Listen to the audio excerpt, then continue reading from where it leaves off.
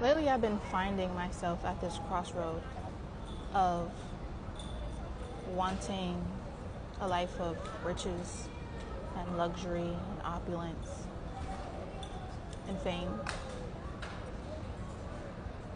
and wanting absolutely nothing to do with that. I think this feeling of not wanting anything to do with intentionally trying to build a life that's centered around that is me having this knowing that none of it really matters. It's like money is real because we make it real, because it's paper, because it comes from trees, but there's no true substance to it. It's hollow, you know? It's empty. And I also believe that in the pursuit of truth and the pursuit of real value, and by that I mean love, relationships, culture, music, etc., money follows that. When I first moved to New York, I started the creative way, and I put myself through that 12-week program because I was having such a hard time writing my own music. It's like I have this something, this energy, this desire that's welded into the fabrics of my heart that has been trying to crawl its way out. And I've just had a hard time with turning that feeling into words.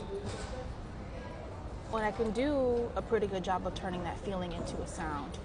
And when I first started creating music, I was only doing covers, or not creating music, but when I first started singing, I was only doing covers, and I would always start off my show by saying I picked these songs because while I don't have any of my own music out, these songs accurately depict my sound. So even if you don't hear me, I would like you to feel me.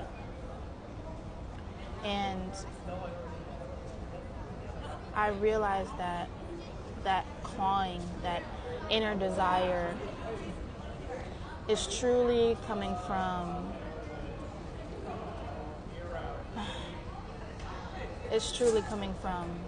this desire of like wanting to deviate from what we know is true, from what I know is true, from this reality of being in the pursuit of success and money and riches and all those things.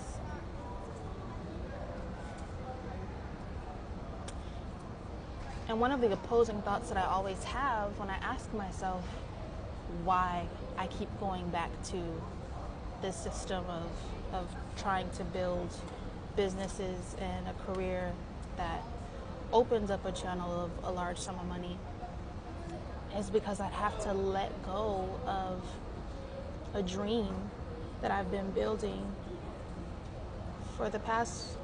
consciously for the past 3 years, but subconsciously since I was 14, so about 11 years now.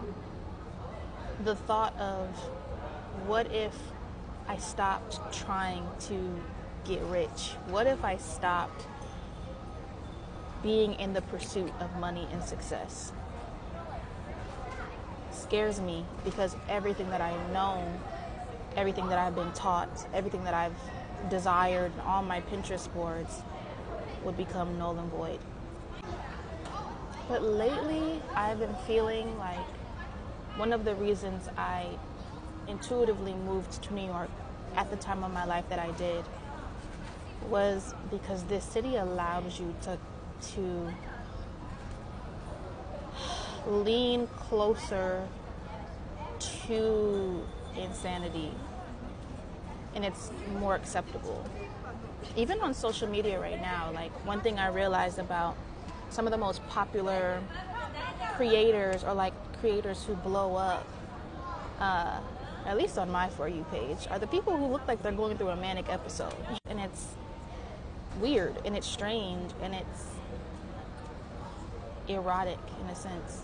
Even some of my favorite lyricists, of this time at least, SZA and Frank Ocean, it's almost like they give us these unfinished songs, or these pieces of a story, different pieces of a story that's strung together to make this beautiful necklace of what we get as a song. And I've had this desire to lose my mind. And what I mean by that is I've spent so much of my life coloring in the lines and doing what is right and living by the moral code that I'm supposed to live by, and I don't want to anymore. And I've been denying myself the freedom to express that. I've been denying myself the freedom to live in these like smaller worlds that get created when you deviate from this sense of reality. And I got a chance to experience once earlier this year, right when I moved to New York. I met someone and I allowed myself to enter into his world. And I'm not a submissive person. I don't easily meld into other people's worlds. I live by a philosophy of you either come into my world or we build our own together. But I allowed myself to submit and be a part of his world, and I cried when I did it because I knew I had to lose a part of myself to be a part of his world. But what I witnessed while I was there was this sub-universe that he created. And it made me realize that there are dozens, thousands, millions of these sub-worlds and sub-universes that people create when they choose to deviate from this like reality that the masses are a part of. I don't want to do it right anymore. And I'm coming to terms with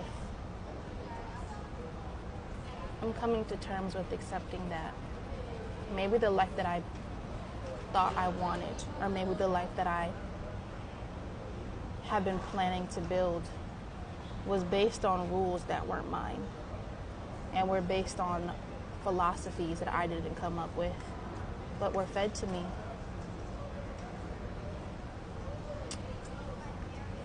And I've been asking myself, and I guess I asked you, if there was no rules, if you didn't have to work a job to pay your bills, if you didn't have to pay bills, if you didn't have to do anything, what would you do? What would you create? What world would you build? How would you approach romance? How would you approach creation? How would you approach spirit and mysticism? Because I know my answer.